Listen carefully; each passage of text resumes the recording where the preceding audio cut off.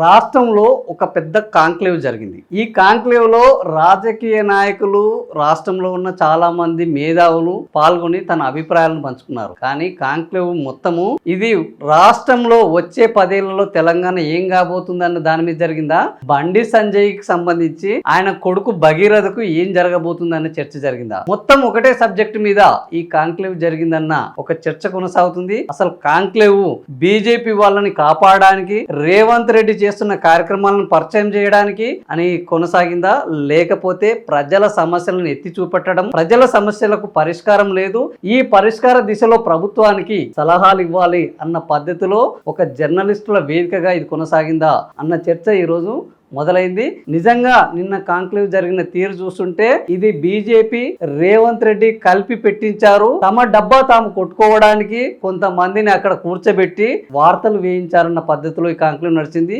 నిజంగానే ఈ రాష్ట్రంలో ఈ రోజు డ్రగ్స్ సమస్య విపరీతంగా ఉన్నది, పట్టపగలు హత్యలు జరుగుతున్నాయి, మైనర్ బాలికల మీద అత్యాచారాలు జరుగుతున్నాయి, ధాన్యం కొనుగోలు లేక రైతులు విలవిల్లాడుతున్నారు, రైతు బంధు దిక్కులేక ఏం చేయాలో తెలియని పరిస్థితిలో అన్నదాత కొనసాగుతున్నాడు, నిరుద్యోగులకు ఉద్యోగ లేవు, ఆడబిడ్డలకు 2500 లేవు, కళ్యాణ లక్ష్మి దొరకట్లేదు, హాస్టళ్లలో ఆత్మహత్యలు కొనసాగుతున్నాయి, ఎగ్జామ్స్ రద్దయి ఎప్పుడు కొనసాగుతాయో తెలుస్తలేదు, ప్రైవేటు కాలేజీల దోపిడీ పెరిగిపోయింది. ఇలాంటి అనేక సమస్యలు రాష్ట్రంలో చుట్టుముడుతున్నాయి. ఆర్థిక పరిస్థితి అధ్వానంగా ఉన్నది, అప్పులు పుట్టే పరిస్థితి లేదు, తెలంగాణ రోజు రోజుకు తలసరి ఆదాయంలో కిందికి దిగజారుతోంది, తెలంగాణ ప్రమాణాలు దిగజారుతున్నాయి, తెలంగాణ ప్రతిష్ట దిగజారుతున్నది. ఇలాంటి అనేక అంశాలను పక్కన పెట్టి ఈ రోజు రేవంత్ రెడ్డి బండి సంజయ్ కొడుకు పారిపోయిండు, ఆయనకు నేను సలహాలు ఇస్తాను, బండి సంజయ్ కొడుకు పోయింది మాకు సంబంధం లేదని బీజేపీ నాయకులు మాట్లాడుకోవడం, మిగతా నాయకురాలని కొత్తగా టీఆర్ఎస్ నాయకురాలను తీసుకొచ్చి బండి సంజయ్ గురించి మాట్లాడించడం, మొత్తం ఇది బండి సంజయ్ కాంక్లేవ్ గా నడిచిందా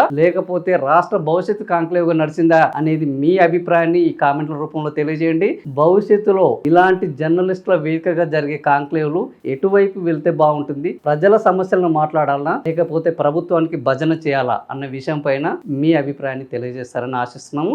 ఈ విషయం మీకు నచ్చితే నలుగురికి షేర్ చేయండి, బాగుంది అనిపిస్తే బెల్ బటన్ నొక్కి సబ్స్క్రైబ్ చేయండి. Thank you for watching this video.